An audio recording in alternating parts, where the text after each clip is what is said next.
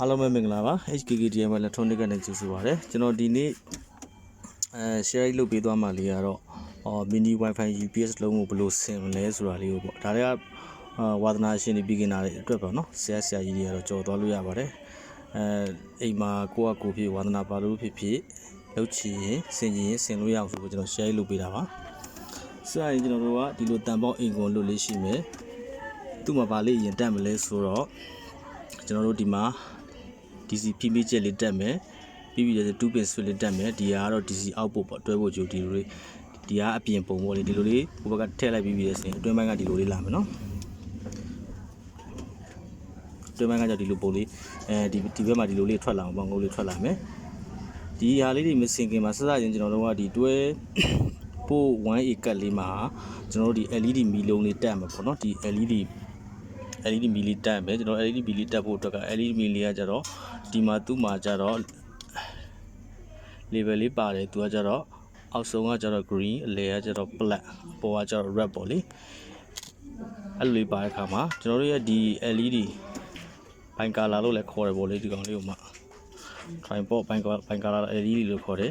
အတူဆုံးပုတ်လေးကကြတော့ကျွန်တော်တို့ green မှာထားရမယ်နော်အတူဆုံးပုတ်လေးကို green မှာထားပြီးတော့မှဒီလိုလေးပဲထိုးထည့်ပါဒီပုံစံတိုင်းလေးပဲထည့်ပါတိုးဆုံးက green ဒီမှာအလယ်ကအရှိဆုံးကကြတော့သူကတော့black ပေါ့ကွန်မွန်ပေါ့ဒီဘက်ကဟာကြတော့ red ပေါ့အဲ့ပုံစံတိုင်းလေးပဲထည့်ပြီးတော့မှကျွန်တော်ခဲတို့မယ်ဒါလေးရတယ်လိုအပ်တဲ့လောက်လေးကိုဒီအပေါက်နဲ့လိုအပ်တဲ့လောက်လေးဖြတ်တောက်ပြီးတော့မှထည့်ပြီးတော့မှခဲတို့မယ်တို့ပြီးဒီကက်လေးကိုကျွန်တော်တို့ double tick လေးနဲ့ဒီမှာကတ်မယ် UPS မှာကတ်မယ်ပြီးခါကျတော့ဒီ DC ဖိမိချက်ကနေပြီးတော့ကျွန်တော်တို့ကတွဲဖို့ဝင်မှာဆိုတော့တွဲဖို့ဝင်တဲ့ခါကြပြီလဲဆိုရင် plus နဲ့ minus ကိုမှန်ဝင်မှာဒီအတွင်းဘက်ကကျတော့ plus ပေါ့လေအတွင်းဘက်က plus ဒီပြင်ဘက်ကကျတော့ minus ပေါ့လေ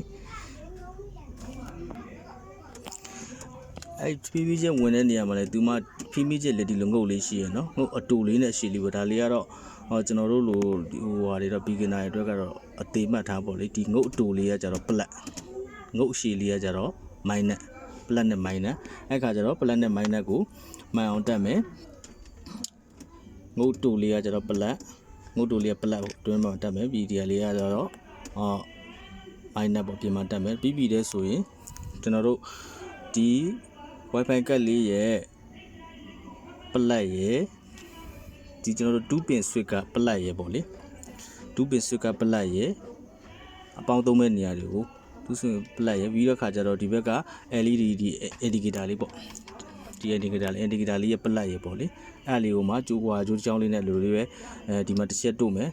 တို့တဲ့ခါကျပြီကျွန်တော်ဒီမှာလှုပ်ဖက်မှာထားပြီးတော့ပေါ့လှုပ်ဆိုတာကဒီဘက်ဒီဒုတ်ချောင်းလေးချစ်ထားတဲ့ဘက်ဒုတ်ချောင်းလေးချစ်ထားတဲ့ဘက်ပေါ့အဲ့ပေါ့ဒီဘက်မှာဆင်းတော့ဒီပေါင်း3ခုကိုဂျိုးနဲ့ဆက်မယ်ဆက်ပြီးပြီလဲဆိုရင်ရောင်း3ခုဟောမှာဆက်ပြီးပြီလဲဆိုရင်နောက်တစ်ခါကျတော့minus ပေါ့လေ minus ကကြတော့ battery ရလာမဲ့ minus ရဲ့ဒီ indicator ကလာမဲ့ minus ရဲ့ပုံမှာဒီဘုတ်ပေါ်မှာပဲတစ်ခါလေးခဲတိုးစော်မယ် plug ကတော့ကျွန်တော်တို့ခလုတ်ခံထားတာကြောင့်မို့ဒီဘက်ကလာမဲ့ plug ကကြတော့ဒီမှာကကြတော့လုံးဖက်မှာတပင်ဝင်ထားတယ်ဒီ off ဘက်မှာပေါ့လေဒီ0လေးပြနေတဲ့ off ဘက်မှာဒီ battery ရလာတဲ့ဒီဂျိုးလေးကိုတက်လေးဒီလိုလေးတက်လိုက်မှာပေါ့ဒါမှကျွန်တော်တို့ကခလုတ်ကိုမှ on ချလိုက်ပြီးရဲဆိုရင်ခလုတ်ကို on ချလိုက်ပြီးရဲဆိုရင်DC လျှက်စစ်ကစီးပြီးတော့မှအလုပ်လုပ်မှာပေါ့လေအစင်မပြီးပြီဆိုရင်ဒီဘက်မှာကျတော့ကျွန်တော်ဘာရှိလဲဆိုရင် output တွဲဖို့အတွက်မှ plus minus ဒီဂျိုးတွေလာပြီလဲဆိုရင်အနီနဲ့လာတယ်အနက်နဲ့လာတယ်ဒီလိုအဖြူနဲ့အမဲနဲ့လာတယ်အဲ့ခါကျပြီးကျွန်တော်တို့ဒီဖြူကတော့ plus ပေါ့လေအတွင်းမှာဒီမှာ plus out minus ဆိုပြီးတော့မှရှိတယ်ဒီမှာကျတော့ battery ရလာမဲ့ plus battery ရလာမဲ့ minus စင်မုံစင်ဒီကတော့ U ရှင်းတယ်အိမ်မှာလိုက်လုပ်ကြည့်မယ်ဆိုရင်လည်းဝါသနာရှင်တွေလိုက်လုပ်လို့ရတယ်ပေါ့ဒါဆိုရင်ကျွန်တော်တို့ကmini wifi UPS လေးတစ်လုံးကိုမှဒီလိုလေးလိုက်လုပ်ကြည့်ပြီးမှကောင်းကောင်းဆင်လို့ရတယ်ခင်ဗျဟုတ်ကဲ့ဒါလေးကတော့ဒါဆင်ပြီးသွားတဲ့ပုံစံလေးပေါ့နော်ဆင်ပြီးတဲ့ပုံစံလေးအဲ့မှာဒီမှာကျွန်တော်ပြမယ်ပိတ်လိုက်ပြီးဆိုပိတ်သွားမယ်ဖွင့်လိုက်ပြီးဆိုရင်ဒီလို indicator လေးလာမယ်ဒီ indicator လေးမှာကကျတော့တခုရှိတာကဘာလဲဆိုရင်ကျွန်တော်တို့ကbattery ကိုမှဒီကောင်လေးက 1S အတွက်ပဲ 3.7 volt တွေပြီး 1S lithium battery ကိုသုံးလာကြတာကြောင့်မို့ကျွန်တော်တို့ indicator လေးမှာပါတယ်ပြီးတော့မှလည်းဝါးနေလိမ့်မယ်ဒီစားလေးကြည့်ရင်တော့မြင်ရတယ်ဒီမှာဘူးလေးတွေမြင်လားမသိ S1 S2 S3 S4 S5 S6 S7 S8 ဆိုပြီးတော့မှသူ series ကိုပြောတာကျွန်တော်တို့က S1 1 series တခုတည်း 3.7 ဘူးပဲသုံးလာကြမှာ S1 မှာကျွန်တော်တို့ဒီမှာ S1 မှာခဲလေးပူပေးရမယ်ဆိုတော့ခဲလေးနှစ်ခုရှင်ပြီးတော့မှပေးထားတယ်ဒါလေးကိုမှ indicator လေးမှာကကြတော့လေကျွန်တော်တို့ကဒါဟိုမှ2 acre တွေပါလေဆင်ပြီးရဲဆိုရင် 3S ဆက်မယ်ဆိုရင်ဒီဟွာလေးကိုမှခဲပလေးကို S1 ခဲလေးကိုမှခဲလေးကိုဖြတ်ပြီးတော့မှ S3 မှာပဲသွားပြီးပူပေးရမှာเนาะ S3 မှာသွားပြီးလို့လေခဲလေးလိုက်ပူပေးရမယ်တရားမပူဘူးလဲဆိုရင်တော့ဒီဘက်ရှိရပြတဲ့ indicator ကလည်းဘာမှပြမှာမဟုတ်ဘူးရောက်ရှိမှစင်ဗလာကြီးပဲနေလိမ့်မယ်သူကဘောင်လေးမှာပဲမီးလေးလင်းပြီးတော့မှအတုံးလေးမပြပေးနေမှာအဲကြောင့်ဒီမှာ S1 လေးမှာမီးခဲပူပေးရမယ်ပေါ့နော်ဟုတ်ကဲ့ပါဒါလေးကတော့ဒီတွဲဖို့1 acre လေးတွေမှာ mini wifi UPS ဘယ်လိုဆင်လဲဆိုတာလေးပုံမှာပေါ့လေအဲဒါလေးကိုမှကျွန်တော် knowledge share လုပ်တာပါ1000 mAh လောက်တွေကပြဿနာမရှိဘူးဒါပေမဲ့မီးရမ်းပြက်ပြီးတော့မှဘယ်လိုကောင်းမလဲမီးရလာခြင်းကနေပြီးပြက်ချင်းရများရဲဆိုတဲ့နေရာတွေမှာကြာပြီးဆိုရင်အာသွင်းအမြန်ဝင်ခြင်းပြီးလဲဆိုရင်ကျွန်တော်တို့ကဒီလို 2A charger တွေကိုမှသုံးလို့ရတယ်အဲ့လိုမဟုတ်ဘဲနဲ့ကျွန်တော်တို့ဒီအတွင်းထဲမှာ TP 9100လိုဟာမျိုးboost set ကလေးတွေခံပြီးတော့ TP 9100ကျွန်တော်ပြပေးမယ်နော်မြင်ရတာမသိပါဘူးဒါ TP 9100ပေါ့နော်ဒီကောင်လေး TP 9100လေးခံပြီးတော့မှသူ့မှာအားမြန်သွင်းအောင်လည်းလုပ်လို့ရတယ်ဒီကောင်လေးinstall လုပ်ပုံကလည်းရွှေရှင်းပါတယ်ဒီရက်လာမဲ့တွဲဖို့မှာဒီမှာကျတော့သူ့နောက်ကအညွှန်းလေးတွေပါတယ်ခင်ဗျဟုတ်ကဲ့